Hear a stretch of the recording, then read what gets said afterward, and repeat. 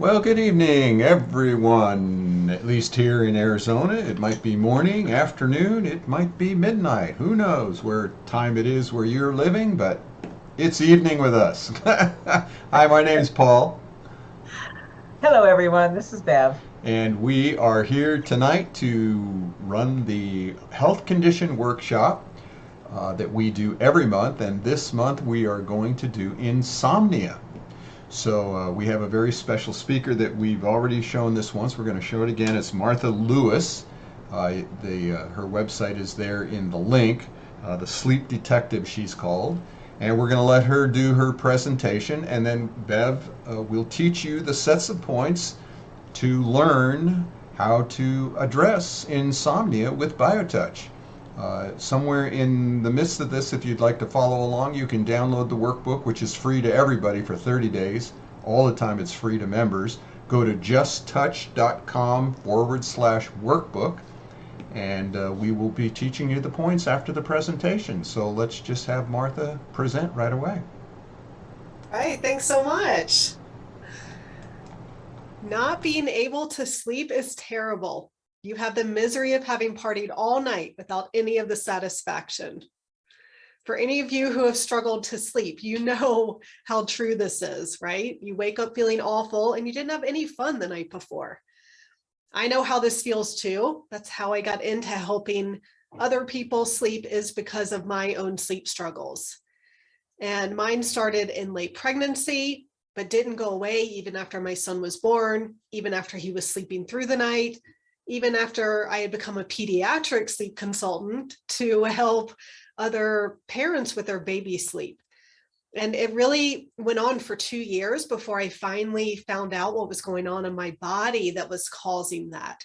So that's what I want to share with you today. But first, let's talk about what is insomnia. So to be diagnosed with the sleep disorder insomnia, there are 5 very specific criteria that you have to meet of how long you're sleeping, how many times you're waking up at night, how long you're waking up.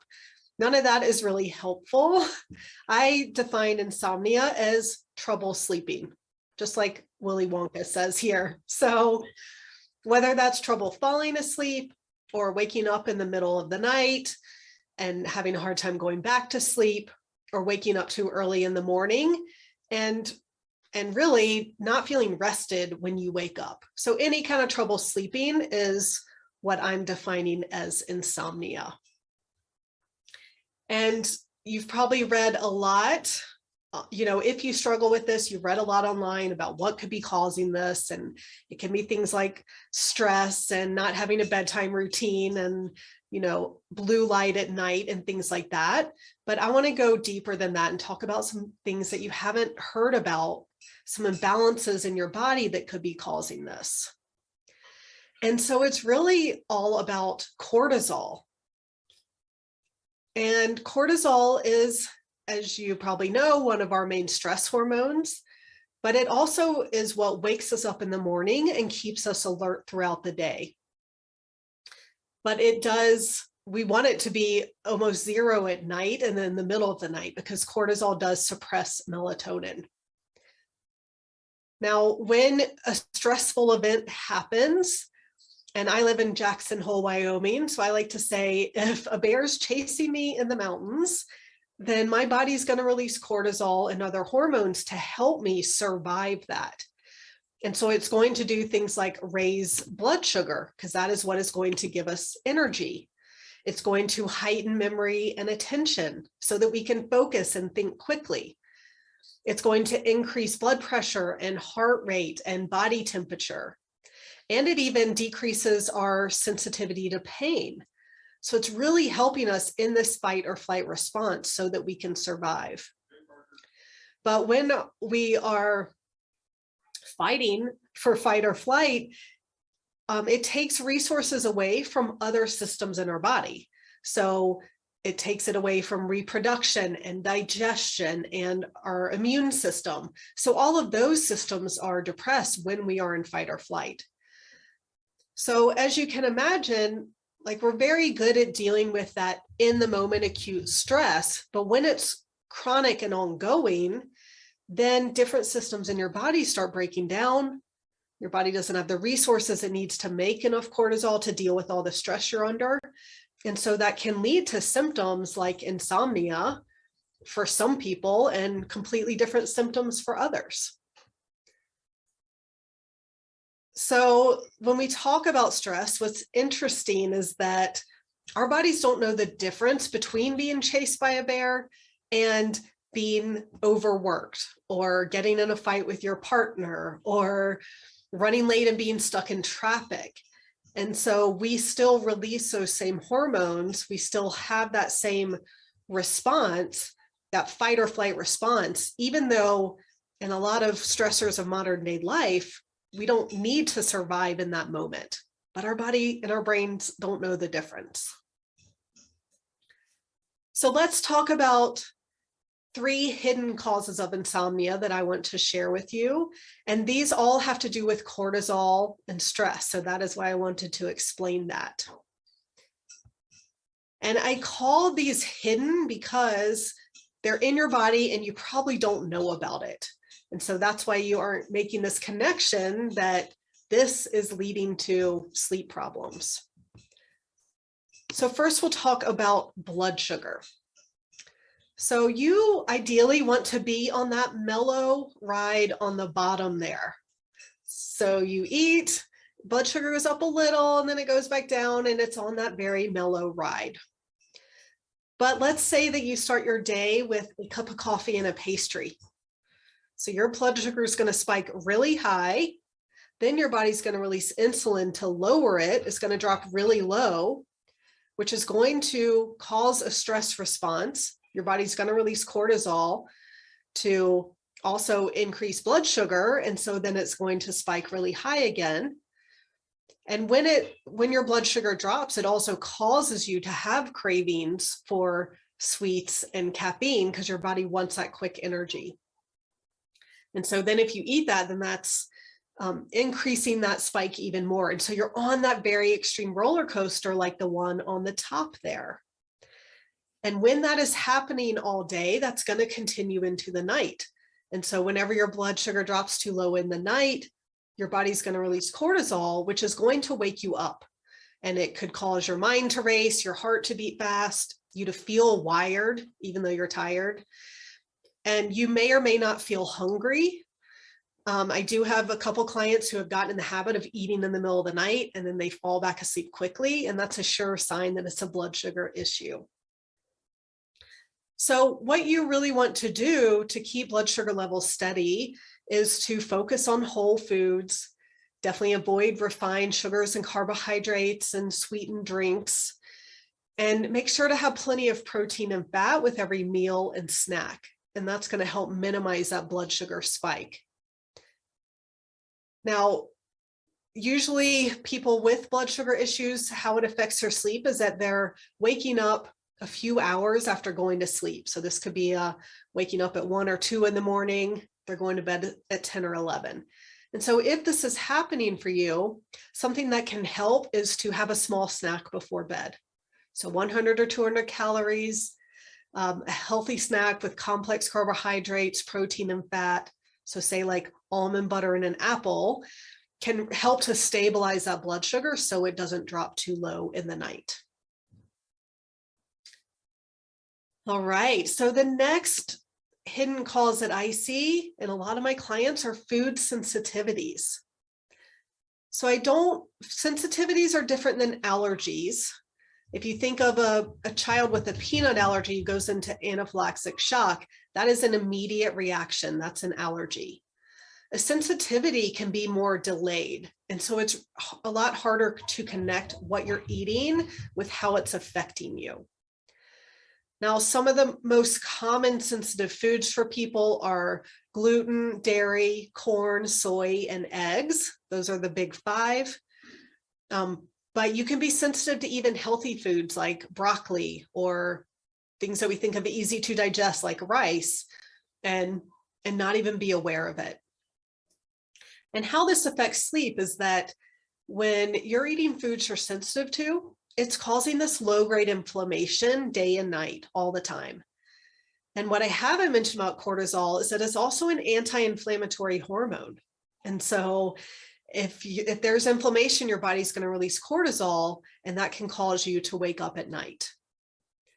So there are two ways to find out if you have food sensitivities. The first way is to do an elimination diet, where you eliminate those major sensitivities that I mentioned for 30 days, and then reintroduce each food back every few days and see how you feel. And this, a lot of times you'll notice a big difference, because when we're eating these foods every day, we don't really notice how they're affecting us, because it just becomes our status quo of how we feel every day. But you can find out a lot from removing them for a while, and you might notice a really big difference. I know this happened to me with gluten, where for years I thought I didn't have an issue, but one day a few years ago, I did eliminate it, and then I ate it again after about a month, and I immediately felt bloated. I felt this low-grade fatigue that I probably had before, but came back almost immediately, and it caused me to wake up in the middle of the night. Now, the second way you can find out if you have food sensitivities, which is what I prefer, is to do a test. So there are quite a few different options for tests you can do. What I do for most of my clients is an IgG test. So this looks at these IgG antibodies to whether your body's producing those against certain foods. And so you can test for 200 foods at the same time and have this quick information as to what you might be sensitive to. And honestly, for anyone with sleep issues, one of the first things I recommend doing is following an anti-inflammatory diet, because so much of insomnia is caused by this inflammation, and diet plays a huge role in how much inflammation is in our body. And so an anti-inflammatory diet that eliminates gluten and dairy and refined sugar and alcohol can help lower a lot of inflammation. It can help your body be able to start to heal once it gets rid of that stress. So that's a great place to start. Now, the third hidden cause of insomnia that is common in almost every of my clients is the gut. So we have trillions of microbes living in our bodies, more than we do cells in our body. And one of the things that's really important is we want more good than bad of those microbes. So if you think about it as the sheriff and the outlaw, they're always going to be outlaws. But as long as you have enough law, enough sheriff and deputies to keep them in check, then everything's good. And it's the same in our gut. But if certain pathogens are able to take hold, then they really damage our gut and affect our sleep. And so I'm talking about things like parasites. I see these as the Billy the Kid of pathogens. We get these from contaminated food and water, and we think of them as, I probably got my parasite from traveling in Asia, but we can get them in the United States too. You may have heard of Giardia is a common one. There's also bad bacteria. H. pylori is a bacteria that grows in the stomach that I see in about 85% of my clients. So I see this highly correlated with sleep. And yeast like Candida that thrive off of sugar. And all of these pathogens affect our sleep because they are nocturnal. And so it's the middle of the night that they are eating and excreting and releasing a lot of toxins and causing a lot of inflammation. And now you know what happens when there's inflammation. Your body releases cortisol, which is going to wake you up with your mind racing, your heart pounding, all of those reactions, and you're wired. So it can really be helpful to know if you have pathogens and eliminate those. Now, another way that the gut really affects our sleep is that the good bacteria in our gut actually make 90% of neurotransmitters. So things like GABA, dopamine, serotonin, even melatonin, the good bacteria are responsible for making those.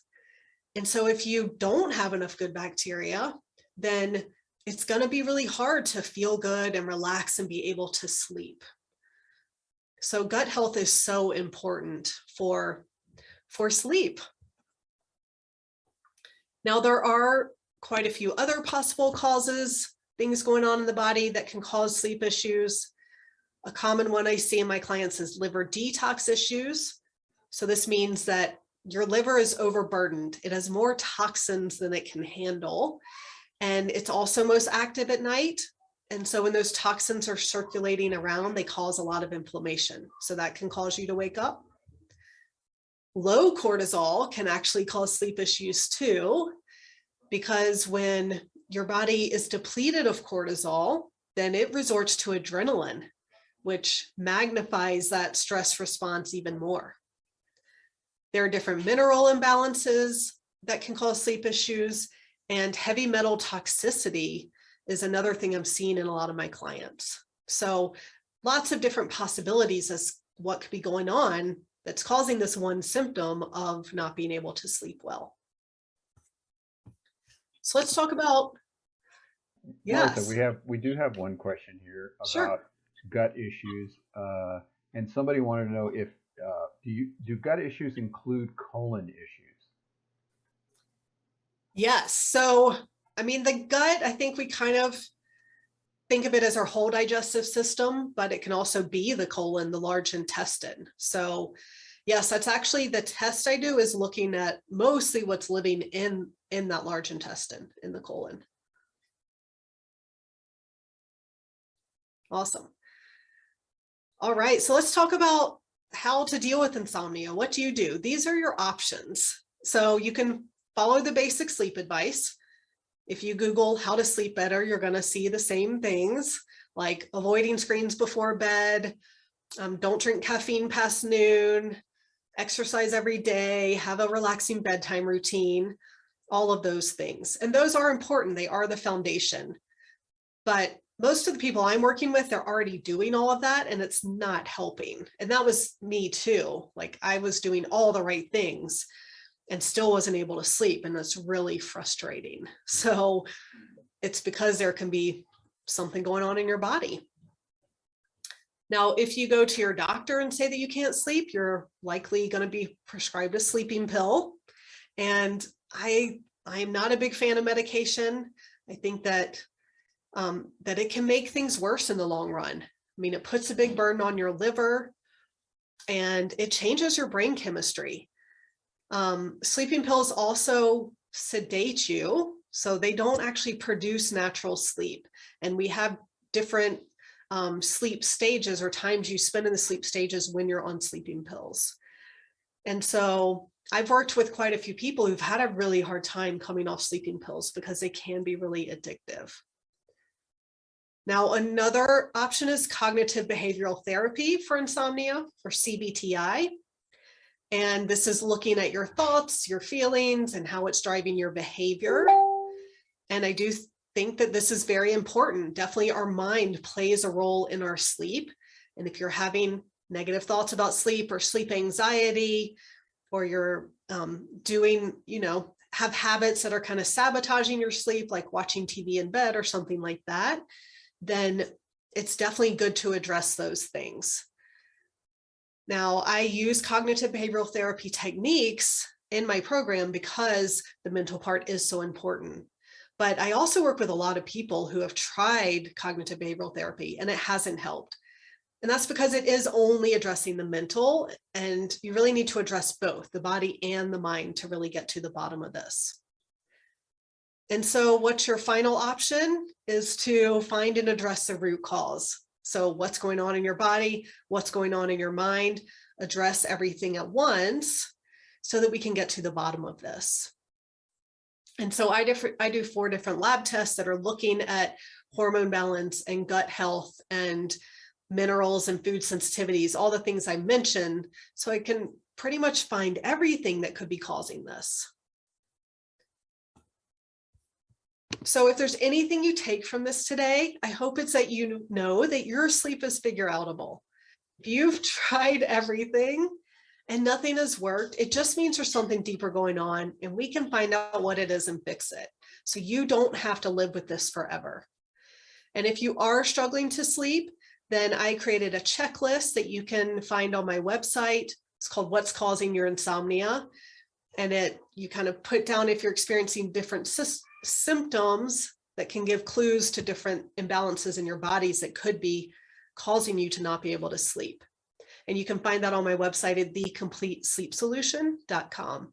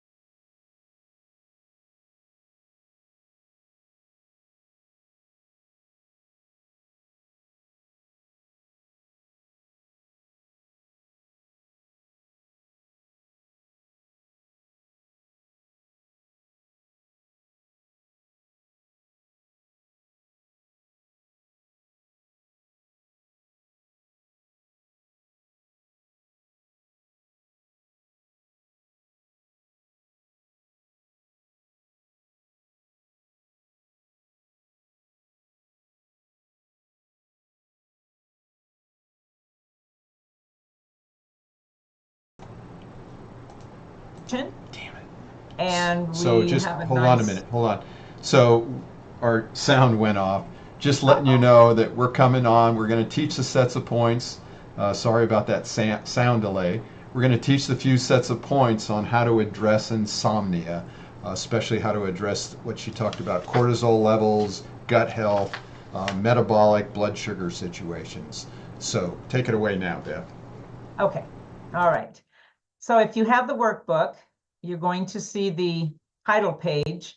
We always put the health condition that we're going to be presenting and a nice little overview, some information for you on that page.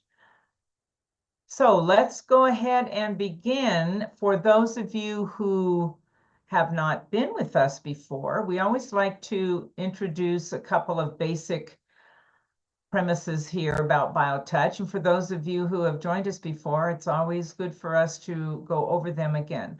So let's begin by the definition of what BioTouch is. First of all, we're going to be using the first two fingers of our hands, the index and the middle fingers of both hands.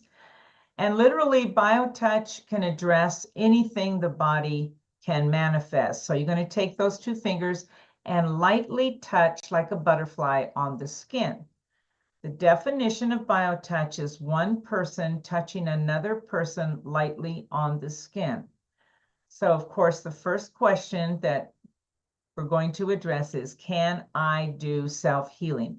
Can I do BioTouch on myself?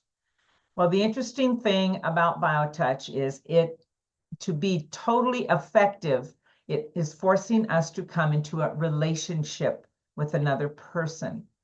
Now, there are a few sets that you can reach. Most of them you cannot. But the ones that you can reach, we've said over and over again, if you can touch those points on yourself, it's better than nothing if you're alone. And is it effective? We don't know. Again, it is a relationship of healing between two people. So just to get that kind of set right before we begin is what we like to do. So two fingers holding lightly on the skin, touching lightly on the skin of another person. So on page 6, in this next page, we're going to go over these 4 bullets. Just some basic information before we begin to teach you these points that are going to address insomnia. The first one is BioTouch is easy to learn, Even children learn and practice effectively. This is a basic, it's truth. We've had children in our classes. We have had a couple of them over the years actually get certified. So, you know, if you're as a child, you can easily learn BioTouch and practice it in your life. In fact, our vision is to get this into each and every home with adults and children working with each other, practicing BioTouch with each other. That's a vision of the foundation. The next bullet, it is a complement to any healthcare program. You can use BioTouch in conjunction with any other health regimen you may be on, anything else you're doing, any modalities that you are introducing under a doctor's care, if you're on a special diet, if you're taking specific medication, it doesn't matter. BioTouch is totally integrative with everything, and it will enhance that healing journey. So it is complementary, but it's also, we try to look and say that BioTouch is a holistic approach. That means W-H-O-L-E, a holistic approach that addresses all of the parts of ourselves being held in the body. Next, BioTouch has no levels of ability. Everyone is effective. That's one of the most basic, unique, magical things about BioTouch. It is here for all of us. You do not need to know anatomy. You do not need to have a special knowledge or instruction. You just have to learn the 17 sets of points in this technique, and you can help anyone in your life and be effective the very first time that you practice BioTouch with someone else. That's a very unique gift of BioTouch. It is meant for all of us, as I said before. The last bullet, BioTouch requires no special preparation, no belief system, no state of mind. This system is meant to be used in the moment when the need arises. There is no need to prepare a space, to prepare yourself for someone's negative energies, whatever you're thinking. You do not have to have a philosophy, whatever that is, it's fine. You do not have to be in a wonderful, beautiful state of mind when you practice BioTouch. BioTouch lets all of us just be where we are in the moment, and we are capable of helping another person in that moment. There's nothing to prepare for.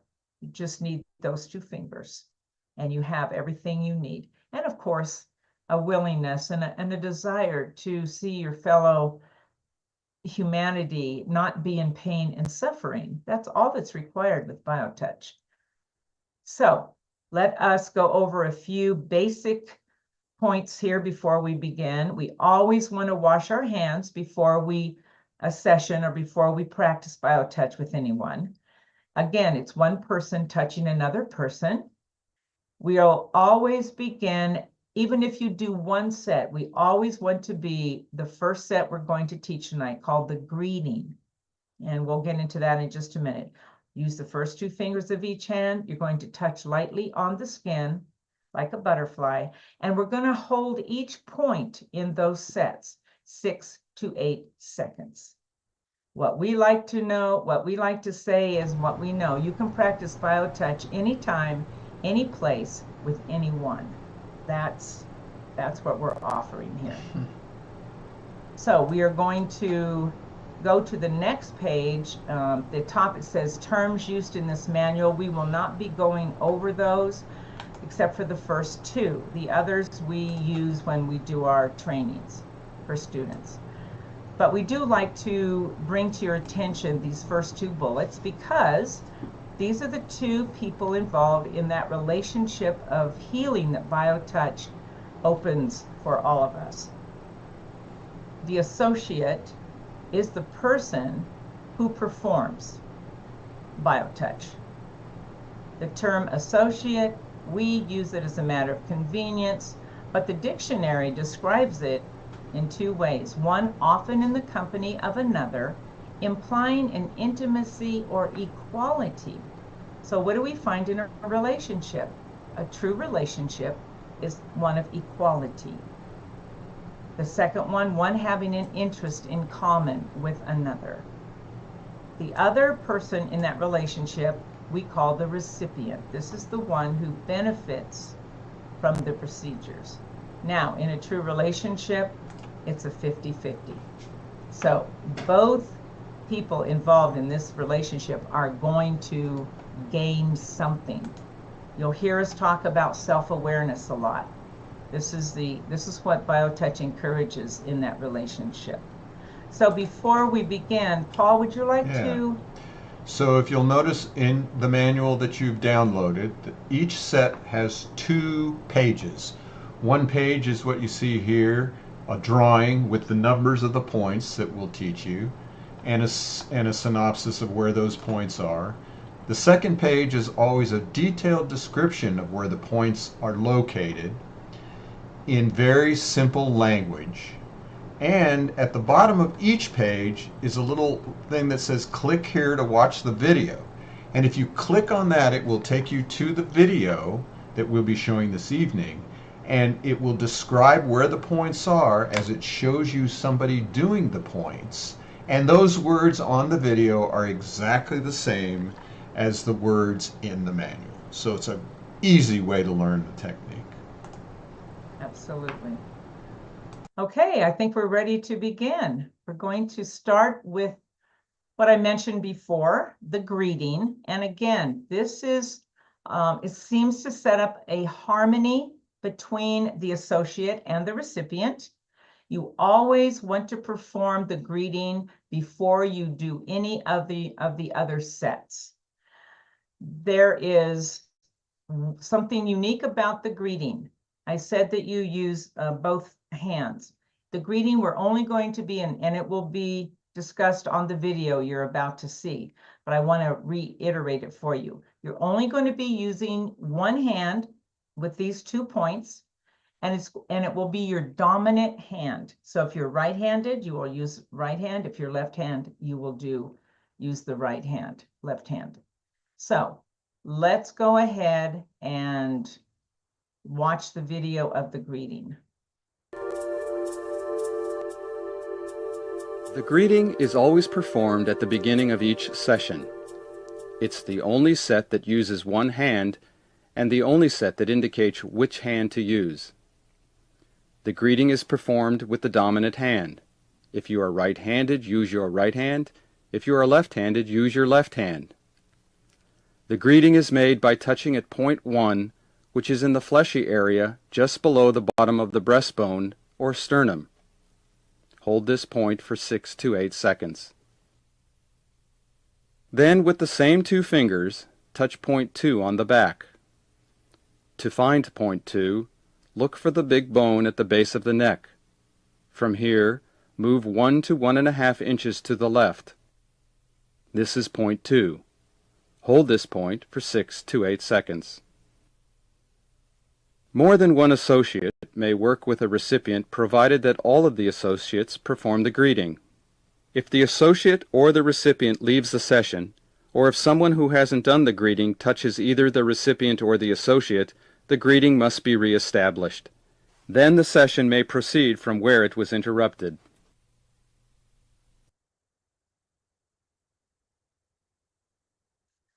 Okay, so now we've done the greeting, and now we are going to teach 3 sets that we feel is a beginning for insomnia.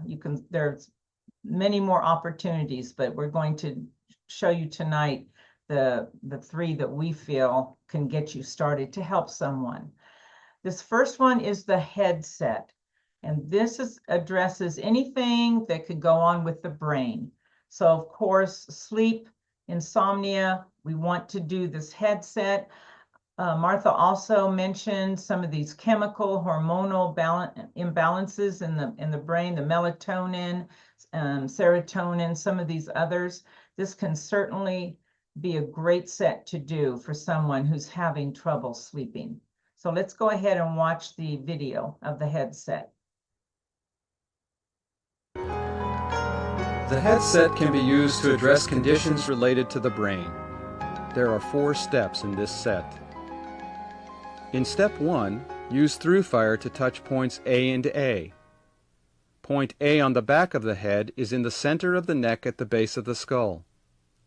Point A on the front of the head is at the center of the forehead, where the forehead begins to curve to the crown.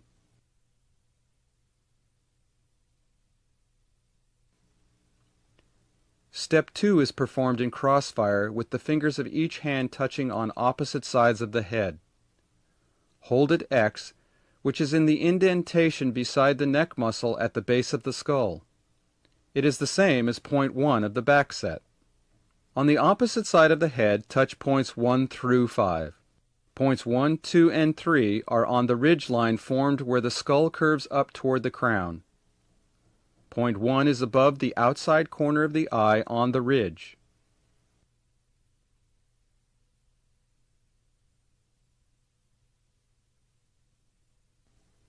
Point 2 is above the front of the ear on the ridge.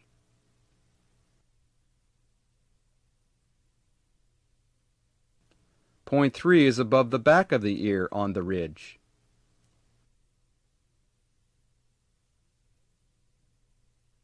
To locate point 4, move down the head toward the base of the skull to a horizontal indentation approximately 1/3 of the way down from the top of the ear and 1 to 1.5 inches behind the back edge of the ear.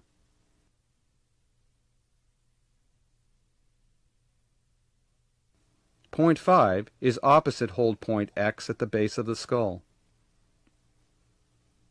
Point 5 now becomes the new hold point as points 1 through 5 are touched on the opposite side of the head. In crossfire, touch point 1 above the outside corner of the eye on the ridge. Point 2 above the front of the ear on the ridge. Point 3 is above the back of the ear on the ridge. Point 4 is a horizontal indentation approximately 1/3 of the way down from the top of the ear and 1 to 1.5 inches behind the back edge of the ear.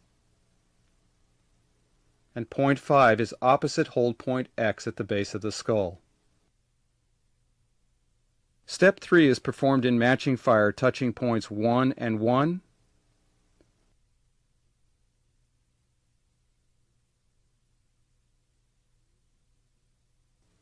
2 and 2,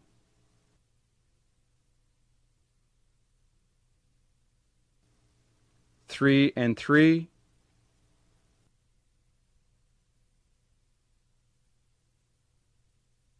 4 and 4,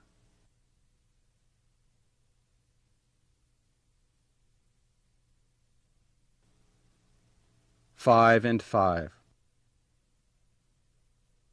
Finally, in step 4, place the open palms of both hands on the head covering points 1 through 3. Be careful, don't let your hands touch each other.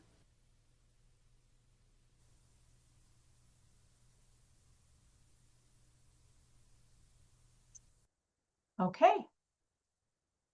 Let's move to the next set, which is stress and anxiety. And boy, here she says stress relates to cortisol, inflammation, of course, the melatonin in the head and all of the gut. I mean, all of this stuff, the stress and anxiety that the body holds is certainly something that keeps us from being able to rest at night. So this is a really good set to do. Very simple, as you'll see. Let's go ahead and watch the video.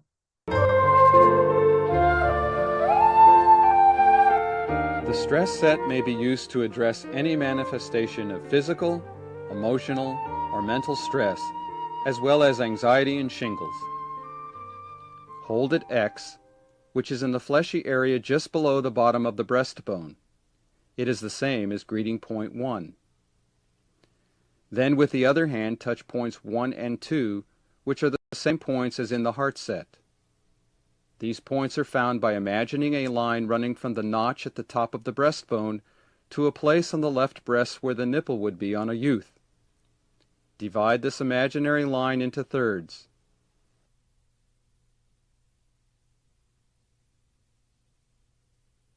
Point 1 is at the top of the first third. Point 2 is at the top of the second third.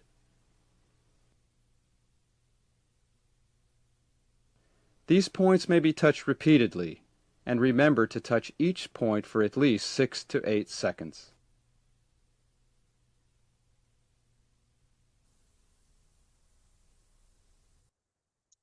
Okay, and the last set that we want to teach tonight is the metabolism set. A very good set to address the overall immune system. It helps the body assimilate what it needs and eliminate what it does not. This is also, pay attention to that point 4 when you watch the video, because this is the blood sugar point. So anybody, as she said, one of the hidden problems in insomnia is blood sugar issues. So that insulin. So this is really a good set to do for someone. Let's go ahead and watch the video. The metabolism set can be used to help the body assimilate what it needs and eliminate what it doesn't need. The metabolism set has 2 steps. Step 1 involves touching points in matching fire along the large muscles on the front of the neck. Points 1 and 1 are located above the collarbone in the soft indentations on both sides of the notch at the top of the breastbone. Points 2 and 2 are halfway up the neck on the front of the large muscles. Points 3 and 3 are at the top of the neck on the front of the large muscles. The second step involves holding a point on the front of the body and touching points next to the spine on the back. Hold point X on the front of the body is on a line directly between where the nipples would be on a youth and is 1 to 2 inches to the left of the breastbone.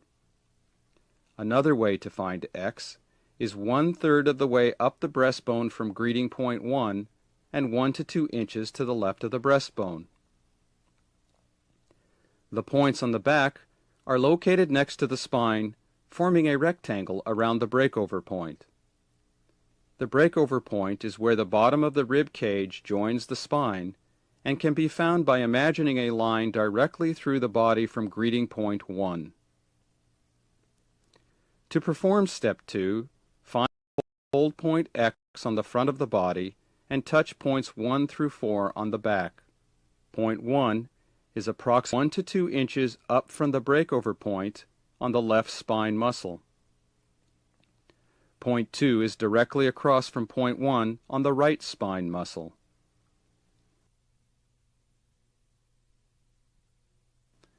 Point 3 is 2 to 3 inches below the breakover point on the right spine muscle.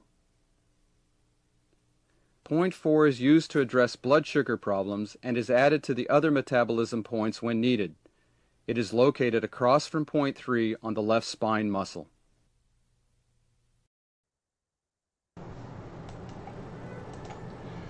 Okay, that's how simple it is, folks.